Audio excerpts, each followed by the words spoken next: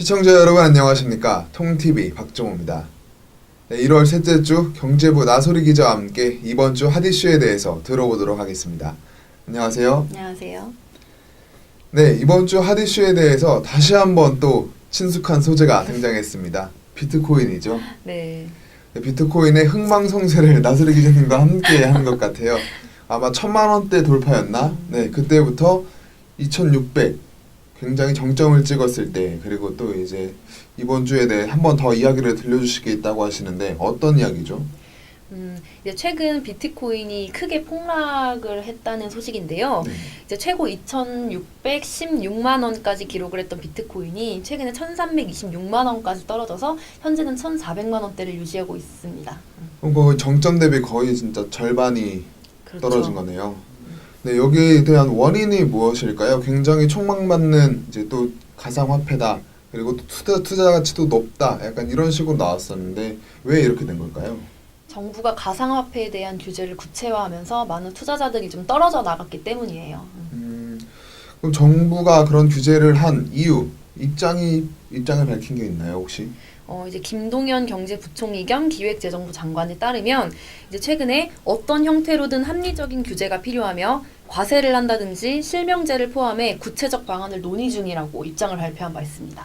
네, 거의 40%에서 50%가 하락된 정도면 굉장히 타격이 심할 텐데 이게 또 비트코인이 이슈가 됐던 게 흔히 말하는 이제 흑수저, 개미 이런 분들이 이제 그러니까 서민층들에게 이제 굉장히 그 도움닫기를 할 수 있는 중요한 사다리 역할을 했다라고 돼서 굉장히 이슈가 됐었는데 네, 이런 부분들을 보면 그분들이 또 굉장히 고단해졌을 것 같아요. 실제로 SNS에서 보면 이제 막 굉장히 분노를 표출한 그런 사진들이 올라온다던가 또 이런 굉장히 국민들이 낙담한 경우들이 많이 올라오는데 또 이런 것들도 또 어떻게 의견이 종합돼서 발현되고 있는 게 있나요? 현재 이제 청와대 국민청원에 비트코인 규제를 반대하는 청원이 21만 명 이상 상회하고 있습니다. 그러다 보니까 이제 정부 입장이 곧 나올 것으로도 예상되고요. 저 20만 명 이상이면 답변을 내줘야 되니까요. 그렇죠. 근데 또 굉장히 정책적으로 여러 부처들이 또 이제 불협화음을 내면서 또 말들이 많잖아요. 이렇게 또 법무부나 이제 뭐 경제부나 이런 부분들이 더 하겠다 안 하겠다 서로 이제 부처 장관들이 나와서 서로 말다툼하면서 이제 문재인 대통령이 정부 규제가 정확하게 나오지 않은 상태에서 그러니까 계획이 나오지 않은 상태에서 부처들이 섣부르게 발표하는 걸 자제해달라라고 경고까지 했더라고요. 네. 그래서 이번 비트코인이 과연 일장 축몽으로 끝날 것이냐 또 다른 반등의 계기로 투자 가치를 더 살릴 수 있을 것이냐 앞으로 귀추가 조금 주목됩니다. 네, 다음은 또 친숙한 소재입니다. 네. 마사회죠. 그렇죠. 12월 첫째 주였나요? 네. 작년 12월 첫째 주에 그 마사회 김낙순 전 의원 내정설에 대해서 좀 말씀해 주셨었는데 이번에 또 약간 변동된 사항이 있다고요? 최근에 제가 농축산부에 이제 취재를 해본 결과 이제 마사회장 선임 발표가 빠르면 이번 주, 늦어도 다음 주 중에 이제 발표될 예정이라는 걸 알아냈습니다. 그 단독인가요? 네. 특종? 축하드립니다. 네, 그런데 그 후보 내정설에 대해서는 또 어떻게 대처를 하고 있는지 조금 궁금하긴 해요. 그러니까 회장 발표는 이번 주 혹은 그렇죠. 다음 주에 하지만 그 논란이 있었던 김낙순 전 의원에 대해서는 어떻게 생각하고 있는지 좀 궁금하거든요. 혹시 그것도 취재하셨나요? 이제 그건 농축산부뿐만 아니라 마사회 관계자에게도 전화 통화를 이제 해서 여쭤봤었는데 이제 다들 이제 하시는 말씀이 최대한 좀 회피를 하시죠. 왜냐하면 이제 아무래도 기단이다 얘기하기가 조금 그러다 보니까 그러다 보니까 좀 그렇긴 한데 실제로 김낙순 전 의원이 선임이 되면 아마 많은 파장이 있을 것으로 예상됩니다. 저번에 짚어주셨던 문제점들이 있잖아요. 논란이 됐던 그 이유들이 네. 뭐가 있었죠? 지난번에 제가 짚었던 이유는 이제 말 관련 산업에 종사한 경험이 전무하다는 점, 그다음에 이제 문재인 캠프 출신이다 보니까 친문 인사가 아니냐라는 의혹도 이제 제기가 됐었죠. 굉장히 뭐 논란거리를 만들기 좋은 이슈들을 가지고 계시네요. 그렇죠. 근데 이제 그 밖에도 이제 2005년, 2012년 이렇게 좀 과거 일에 이제 이 밖에 이제 술자리 폭행도 있었고요. 이제 공직선거법을 좀 위반하셔서 벌금을 좀 모신 경력이 있기 때문에 아마도 좀 인사 문제에 있어서는 논란이 좀 예상됩니다. 네, 이렇게 굉장히 마사회도 어수선한 분위기인데 잘 추스르고 이제 2018년 새해를 맞이할 수 있을지 귀추가 주목됩니다.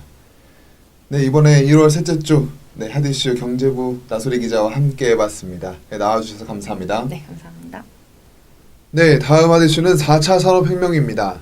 네, 4차 산업혁명이라고 한다면 제가 알기로는 이제 인공지능, AI라고도 하죠. 이런 것들이 이제 우리 삶에 뿌리 깊게 박히면서 사람들의 삶에 대한 태도나 방식 이런 것들이 변하는 거라고 알고 있는데 여기에 대해 어떤 이야기를 해주실지 좀 궁금해요. 네, 방금 말씀해주신 내용이 지난 2016년 세계경제포럼 클라우스 회장이 제4차 산업혁명에 대해서 정의한 내용과 동일한 내용입니다. 혹시 미리 조사하고 오셨나요? 아니요. 미리 조사한 건 아니고 그냥 4차 산업혁명 그대로 풀이한 건데 회장도 뭐 별 수 없나 보네요. 네, 방금 말씀해주신 내용을 조금 쉽게 풀어보자면 네네. 정보통신 기술을 이용하여 인간과 인간, 인간과 사물, 사물과 사물 간 상호 연결되어 고도로 지능화된 사회로 나아가는 것을 뜻합니다. 이런 것들을 생각해 보면 그 TV 광고에도 많이 나와요. 이제 스마트 CCTV나 또 스마트한 보일러 이런 것들이 나오는데 이런 것들이 AI 관련된 이제 4차 산업혁명이 맞는 건가요? 네, 맞습니다. 자율주행 자동차라든지 원격 조정 이런 이동통신망을 사용하는 기기들을 안정성을 강화하기, 조작 안정성을 강화하기 위해서 사용되는 것이 차세대 통신 기술 5G입니다. 우리나라 같은 경우 오는 2월 평창 동계올림픽에서 세계 최초로 5G 상용 서비스를 앞두고 있고요. 세계 최초라니 정말 자랑스럽습니다. 네, 맞습니다. 그리고 두 번째로 주목하고 있는 부분이 사물 인터넷입니다. 사물 인터넷 같은 경우에는 예를 들면 아침에 일어나면 날씨를 확인해서 옷장이 오늘 어울리는 코디를 추천해주고 또 몸 상태에 따라서 뭐 샤워기 온수물이 조절되는 등 이런 사물이 자동으로 사용자에 맞춰서 움직이는 것을 뜻합니다. 진짜 점점 영화에 다가가는 삶인 것 같아요. 그 기존에 저희 이제 어렸을 때 보던 네. 영화 같은 모습들이 진짜 눈앞에 펼쳐지는 게 이제 가까이 다가왔습니다. 네. 그리고 마지막으로 주목하고 있는 부분은 음성인식입니다. 이 모든 사물 인터넷 그리고 5G를 통해서 음성으로만 모든 걸 조작할 수 있는 시대가 도래했는데요. 그 대표적인 예로 AI 스피커가 있습니다. 정말 이게 많은 기술들이 발전을 했어요. 저희 이제 우리나라가 이제 IoT 그다음에 IT 강국으로 이제 발돋움하고 있는데 사실 제가 듣기로는 이런 이제 기술력들에 비해서 AI 인공지능의 이제 순수 기술 자체는 조금 다른 나라들에 비해 떨어진다라고 들었어요. 조금 아쉬운 내용이기도 한데 지금 이런 것들을 극복해 나가고 정말 이제 정상으로 인공지능에 관련된 기술도 정상으로 나아가기 위해서 많은 노력들을 하고 있다고요? 네, 맞습니다. 국내 다양한 기업들이 지난 9일부터 12일까지 개최된 국제전자쇼 CES 2018 등 IT 각종 박람회에 참가하면서 국내 자사 기술력들을 뽐내고 있습니다. 네, 정말 우리나라가 이제 반도체, IT에 넘어서 AI까지 이제 강국으로 부상하길 바라면서 핫이슈 마치도록 하겠습니다. 나와주셔서 감사합니다. 감사합니다. 네, 이렇게 1월 셋째 주 핫이슈에 대해 들어봤습니다. 유쾌하고 유익한 부분들도 있었지만 한편으론 걱정스러운 뉴스들도 있었습니다. 특히 비트코인은 자본이 필요한 부동산 시장, 또 개미지옥이라고 불리는 주식시장과 달리 일반 소시민들도 돈을 벌 수 있는 곳이라고 해서 굉장히 뜨거웠는데요. 이렇게 일반 소시민들의 변화하고 나아가고자 하는 욕망을 사회 시스템이 뒷받쳐주지 못하는 것 같아 아쉬운 한편 또 무분별하게 제대로 된 가치 분석 없이 비트코인에 뛰어든 건 아닌가 다시 한번 생각해 볼 필요가 있지 않을까 싶습니다. 지금까지 통TV 박종우였습니다. 고맙습니다.